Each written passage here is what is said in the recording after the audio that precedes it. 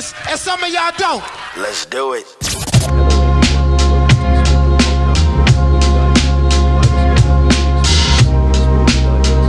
Faceted stories that shape our world. I'm Connor O'Hara from the Vox Times over at K.L.P. Entertainment. Welcome to our video game review segment, where we venture into the virtual realms of gaming to bring you insightful critiques, captivating analyses, and expert opinions on the latest titles and timeless classics. Whether you're a seasoned gamer seeking your next adventure or a casual player looking for some entertainment, join us as we navigate through the ever-evolving landscape of interactive storytelling and immersive gameplay. Get ready to level up your gaming experience with our reviews, recommendations, and discussions. I wanted to do an in-depth review of the latest game from Square Enix, Final Fantasy Rebirth. We'd like to thank our team here at K.L.P. Entertainment in advance for this video. Standing on the edge of Midgar's expressway at the end of Final Fantasy VII Remake, the seemingly infinite possibilities of what could come next left me overwhelmed with a yearning I hadn't really felt from a game before. There was a whole world full of iconic moments awaiting modern revisions ahead, as well as whatever twists this now clearly diverging path might bring to them. In several ways, Final Fantasy VII Rebirth is my wildest imagination made manifest, simultaneously another stunning reconstruction of my childhood memories and an interesting, if sometimes a little messy, new interpretation of a story I've cherished since 1997. Remake's already impeccable blend of action and turn-based RPG combat has been made fresh again with new mechanics and party members, and revamping the way the original overworld worked by splitting it into sprawling open regions full of enjoyable optional activities, enriches places I thought I knew so well. There's a magic to doing all this with characters I love so much too, as their personal stories and pivotal moments have a new grandeur to them. However, Rebirth's sweeping ambition to create a new timeline for Final Fantasy VII bounces between being absolutely sublime and too convoluted for its own good. That's left me conflicted about parts of the execution of that new direction, but after spending more than 80 hours to finish the main story and a decent chunk of side content, there's no denying that Rebirth is an amazing journey despite that, and one I remember fondly as I eagerly anticipate the third act of this rebuilt Final Fantasy VII. A major part of what makes that journey special is its impressive scale. As soon as I set foot onto the grasslands, the first of 6 regions that make up Rebirth, a sense of awe washed over me.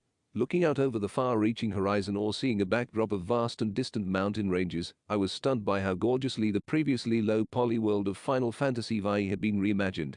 An early cutscene shows Aerith taking in the beauty of a natural world she was never able to see before, only to have Red Shi remind her that it's still dying from the inside out.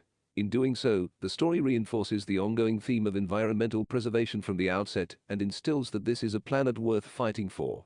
That's a feeling that consistently surfaced as I went from region to region, connecting with the people of each one and helping with their struggles through both the main story and a huge amount of side quests. However, that wonder also came with some intimidation as I pulled up the world map, realizing how massive Rebirth was going to be, and that it has embraced many modern open-world design conventions. The nerdy researcher boy Chadley returns in a big way, acting as your liaison for most of the optional activities, under the guise of furthering his scientific research, which includes activating towers spread throughout each region to mark tasks on your map. As familiar as that task is, Rebirth manages to transcend the negative connotations of this well-worn trope. The more I began to peel back the layers of all the activities that fill these zones, the more engrossed I got in clearing every icon I could from the map. That context made it more than just a checklist of chores. There's also something powerful in simply exploring each corner of these regions, just to see how they've clung on to life, in spite of the destructive effect of the relentless reliance on Mako energy. Scaling a cliff in Junon on my way to a side objective comes with the treat of a breathtaking but tainted view, such as the sunset splashing the desolate region with a cozy orange tint, while the city's massive cannon looms in the background. You can see the contrast of Costa del Sol's vibrant beachside next to the barren wasteland of Corel, a consequence of the iconic gold source's energy demand. Exploration in Rebirth evokes a similar feeling to one I had with Xenoblade Chronicles 3, where the sheer scope and spectacle of their respective worlds drew me into uncovering all they had to offer. Wondrous sights like these are their own little rewards. Later areas in Rebirth change up how you move around them with unique abilities for your rideable chocobo. Bouncing off launchpad mushrooms to get around Gongaga's labyrinthine jungle and chaining boost pads to stay airborne in Cosmo Canyon started out cute, but eventually became more tedious than necessary. Rebirth also loves to make you climb cliffsides or swing across gaps with a grappling hook, Uncharted style, which don't feel as fluid as they ought to be, though the sense of adventure these actions provide at least makes them tolerable. Whether you are tracking down life springs to learn more about the region, fighting uniquely tough enemies in the wild while fulfilling specific battle conditions, or chasing down proto-relics for bespoke side stories, everything you do feeds into one gameplay system or another.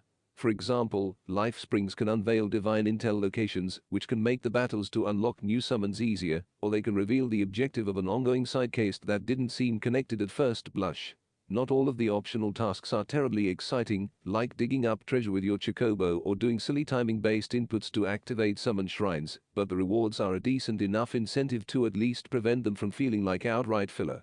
Side quests pop up at every major town's community notice board, and they paint a more complete picture of Rebirth's vision for its reimagined open world. A certain party member is typically tied to each individual side quest, so you'll get to see a side of them you wouldn't be able to otherwise, and also increase their bond level in the process, a new feature that's mainly relevant in a later part of the story I won't get into here. These are more than mere fetch quests, instead featuring multiple objectives that take you across regions and encourage exploration, and they often tell their own compelling little stories or uplift the human element of Final Fantasy VI. Some of the later side quests even provide context that's almost essential in order to fully understand the world and a few supporting characters as well. Regardless of which tasks you take on, you'll be rewarded with XP for your party level, a separate progression system that advances your access to folios. You can think of folios as a system like Final Fantasy X Sphere Grid, where you spend a pool of skill points to unlock new perks and abilities for each character.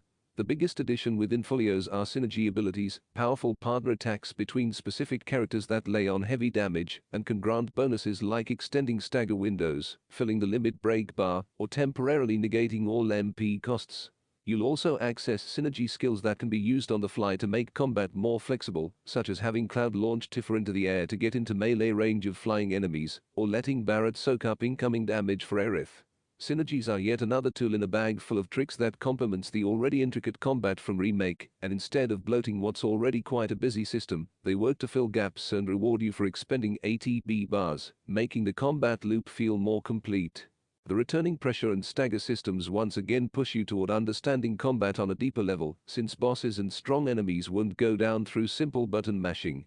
Like in Remake, using the assess ability reveals how you can exploit enemy vulnerabilities outside of their elemental weaknesses, if they even have any. That makes both the tactical foresight to line up an offensive push at just the right time and the skill necessary to execute it imperative.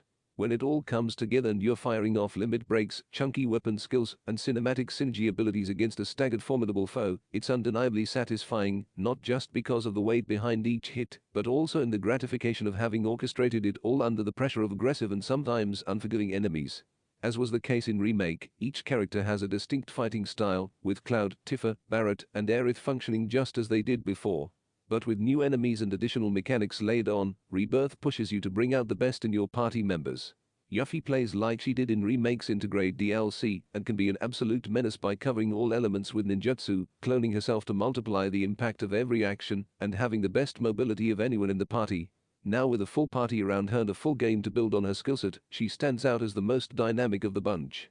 The finally playable Red Shi brings something different to the table by turning defense into offense with his vengeance stance, yet it's his fast combos and absolutely destructive Stardust Ray that make short work of enemies.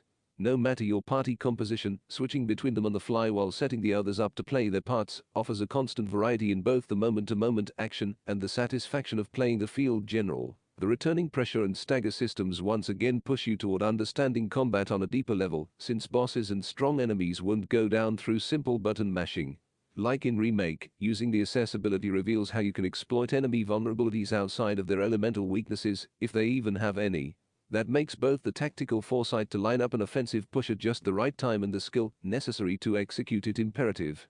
When it all comes together and you're firing off limit breaks, chunky weapon skills, and cinematic synergy abilities against a staggered formidable foe, it's undeniably satisfying, not just because of the weight behind each hit, but also in the gratification of having orchestrated it all under the pressure of aggressive and sometimes unforgiving enemies.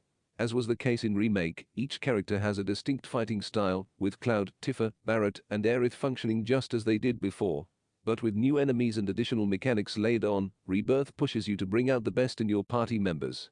Yuffie plays like she did in Remake's Integrate DLC and can be an absolute menace by covering all elements with ninjutsu, cloning herself to multiply the impact of every action, and having the best mobility of anyone in the party. Now with a full party around her and a full game to build on her skillset, she stands out as the most dynamic of the bunch. The finally playable Red Shi brings something different to the table by turning defense into offense with his vengeance stance, yet it's his fast combos and absolutely destructive Stardust Ray that make short work of enemies.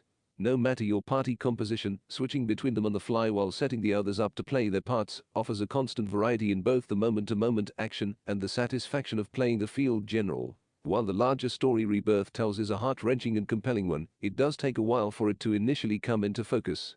After opening with a hard-hitting flashback of the tragedy at Cloud and Tifa's hometown of Nibelheim, you'll spend a lot of time getting acquainted with the flow of the open regions as you follow a chain of events that's familiar from the 1997 original.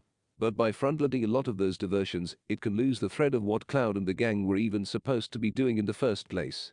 From Junon to Costa del Sol, you'll be spending more time in minigames than anything else, and that's all before getting to the Gold Saucer, which is the capital of minigames. Don't get me wrong, many of these activities are a joy in their own right, and a few of them make for memorable moments of levity. But a little bit of restraint could have helped keep the focus on the parts I cared about most. It seems like nitpicking, but that's especially true with things such as slow-paced crate-moving puzzles, stealth sections to unlock a region's chocobo, or the box-throwing microgames with Kate Sith in later chapters. That all said, these are ultimately minor inconveniences in what is largely a fantastic revision of Final Fantasy V's story. If anything, the more robust minigames capture just how absolutely goofy the PS1 classic always was, livening up the adventure while still staying true to its identity. Rebirth manages to strike that delicate balance well, which is impressive, given there was always a darkness and sorrow that permeated Final Fantasy VI, with the planet's very existence at risk, Shinra's destructive nature, and Sephiroth's calamitous ambitions looming.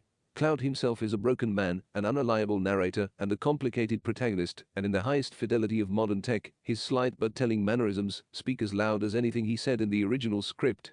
Nearly every party member has the moment to shine in this arc of Final Fantasy VI, and through impeccable cinematic stylings and top-tier voice performances, the cast's teetering between hope and despair is on full display. Barrett's backstory was already unforgettable, but between the raw emotional performance of voice actor John Eric Bentley and the graphical prowess of today's hardware, there's a newfound authenticity to the struggles he faces and painful resolutions that await him. Those modern qualities, along with a reimagined script, also give additional depth to Red Sheet around him out as a more complete character. All the while, Aerith becomes an emotional leader, and the relationship between her and Tifa grows stronger and more believable as they confide in each other and bear the brunt of Cloud's baggage. Rebirth is often cheesy in its writing and revels in its melodrama, but that's part of its charm. Within the cloying displays of friendship and theatrical pleas to protect the environment are undeniably genuine messages about how we carry ourselves in our own lives.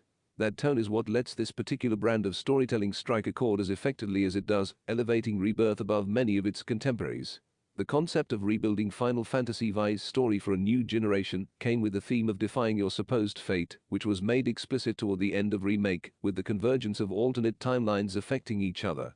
It took me a while to come around on this idea, and although the mechanisms that turn the wheels of fate in Rebirth are as obtuse as they've ever been, it's a direction I've wanted to embrace.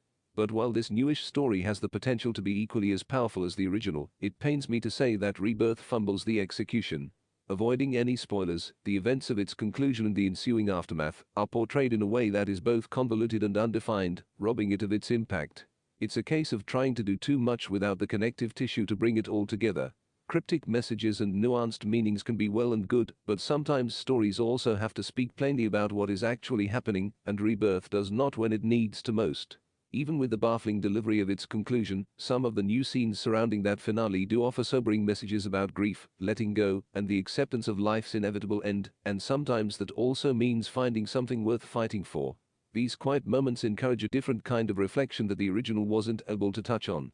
How we make sense of our lives and our place in a world full of tragedy is a complicated and messy endeavor that seems full of contradictions, and Rebirth makes that fittingly clear. So even though the new path these remakes are trying to forge is both fascinating and flawed, Final Fantasy V's story still manages to hold a poignant mirror up to our own world, 27 years later.